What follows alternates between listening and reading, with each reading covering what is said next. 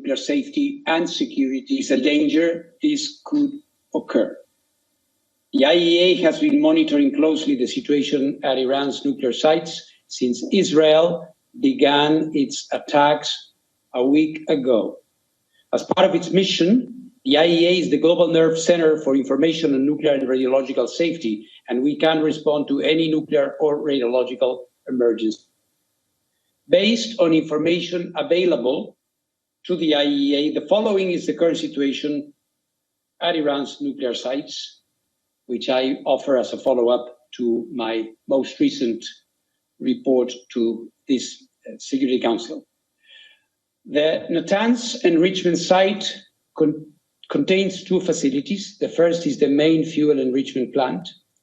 The initial attacks on the 13th of June targeted and destroyed electricity infrastructure at the facility, including an electrical substation, the main electric power supply building, an emergency power supply, and backup generators.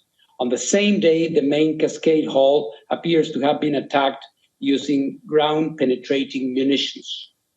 Second facility at Natanz is the pilot fuel enrichment plant. It consists of above-ground and underground cascade halls.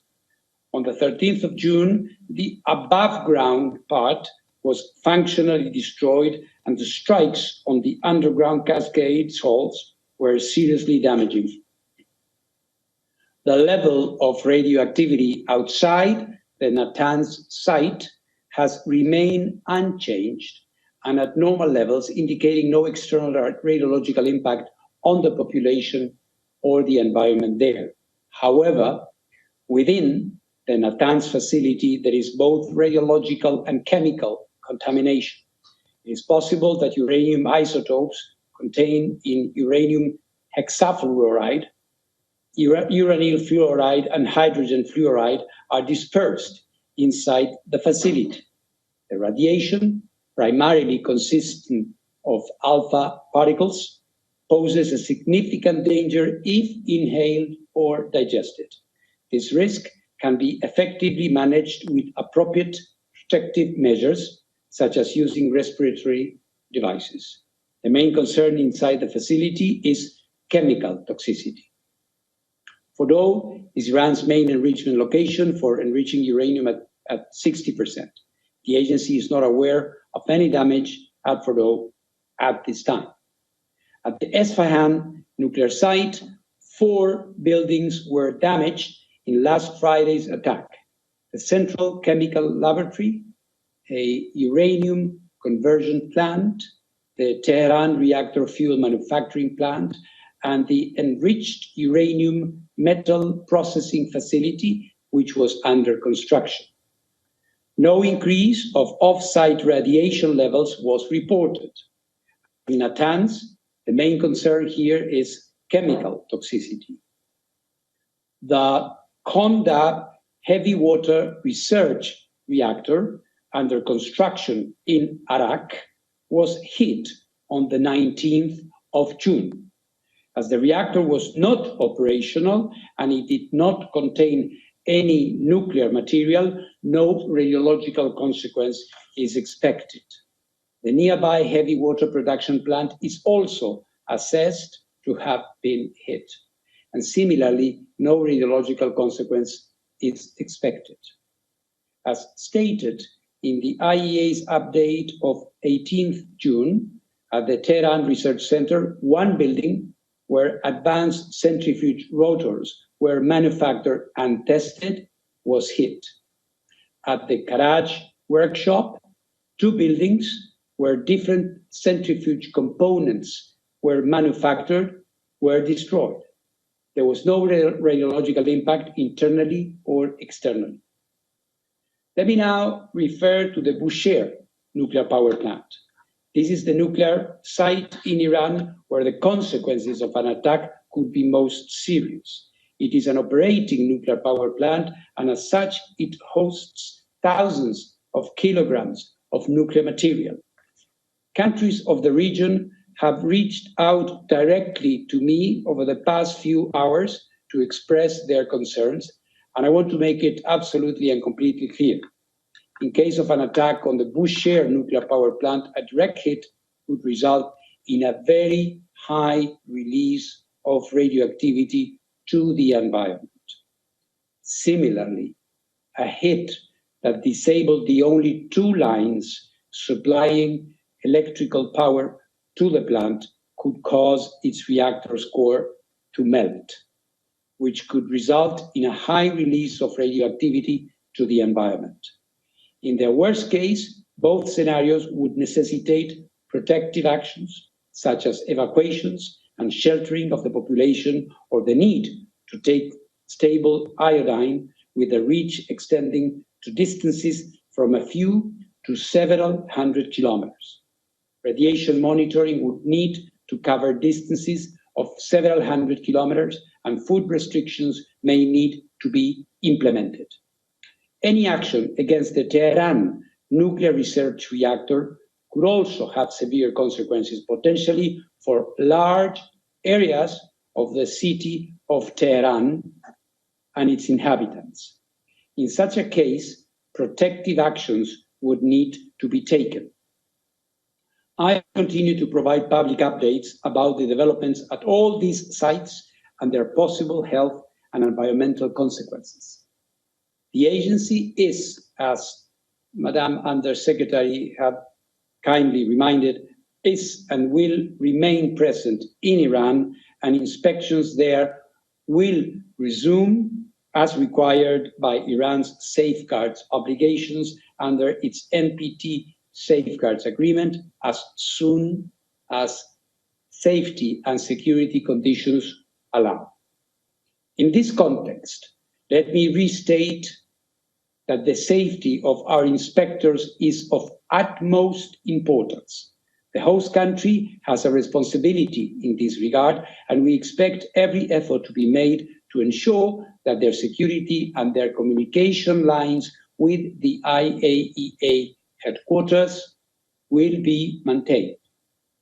As stated in my most recent report to the agency's Board of Governors, and based on inspections conducted at the relevant facilities since then, Iran's uranium stockpiles remain under safeguards in accordance with Iran's comprehensive safeguards agreement. You may recall that more than 400 kilograms of this stockpile is uranium enriched up to 60% of uranium-235. It is essential that the agency resumes inspections as soon as possible to provide credible assurances that none of it has been diverted.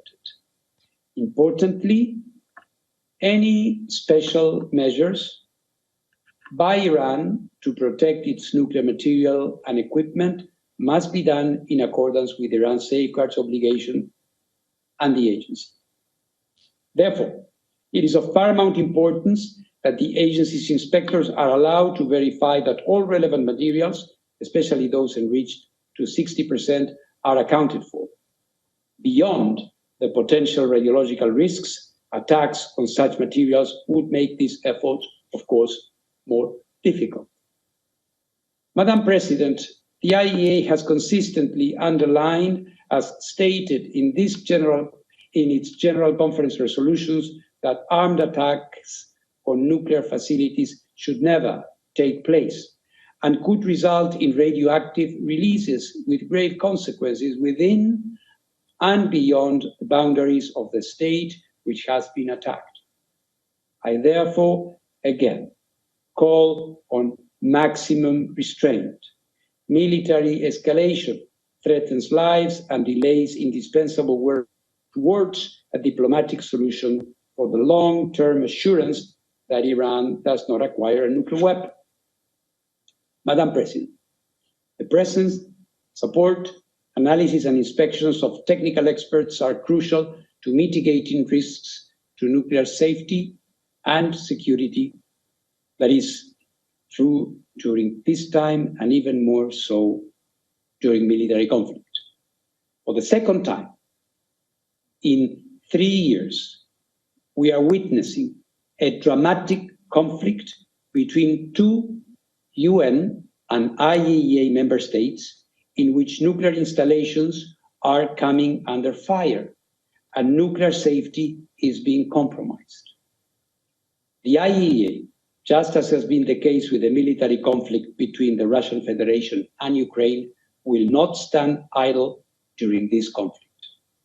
As I stated in this chamber just a few days ago, I am ready to travel immediately and to engage with all relevant parties to help ensure the protection of nuclear facilities and the continued peaceful use of nuclear technology in accordance with the agency mandate, including by deploying agency nuclear safety and security experts, in addition to our safeguards inspectors in Iran, wherever necessary.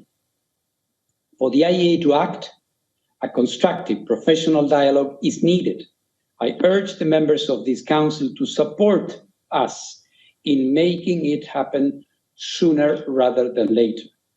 The IAEA must receive timely and regular technical information about affected nuclear facilities and their respective sites.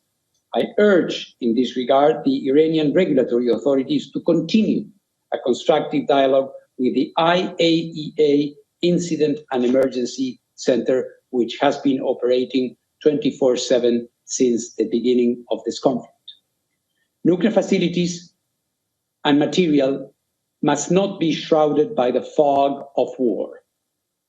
Yesterday, there was an incorrect statement to the media by an Israeli military official that the Bushehr nuclear power plant had been attacked.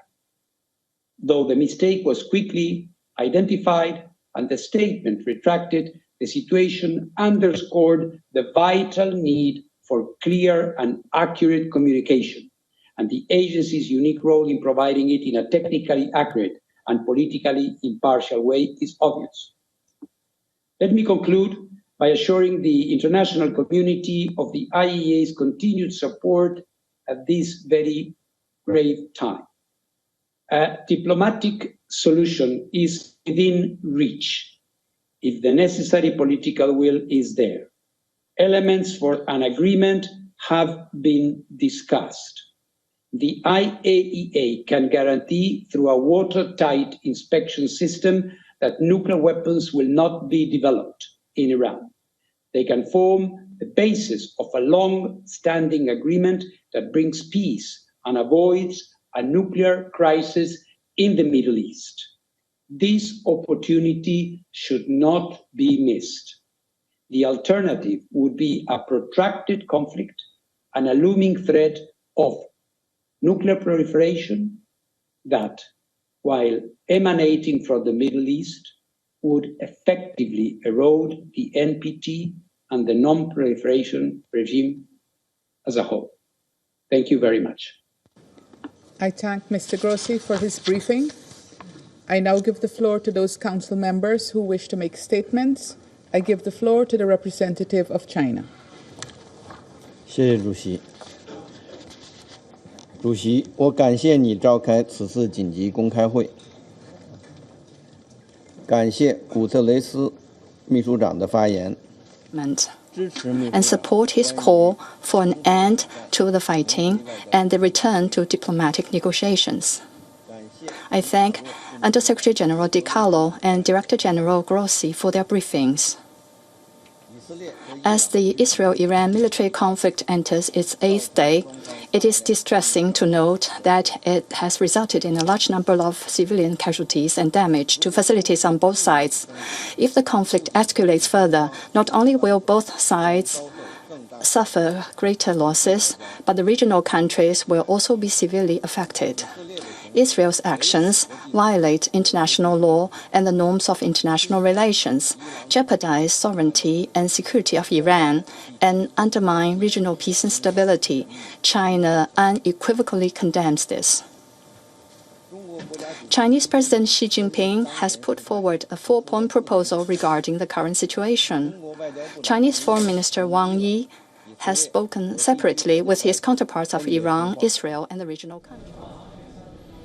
All right, that is the United Nations Security Council, and we had the IAEA Chief, Rafael Grossi, address the Council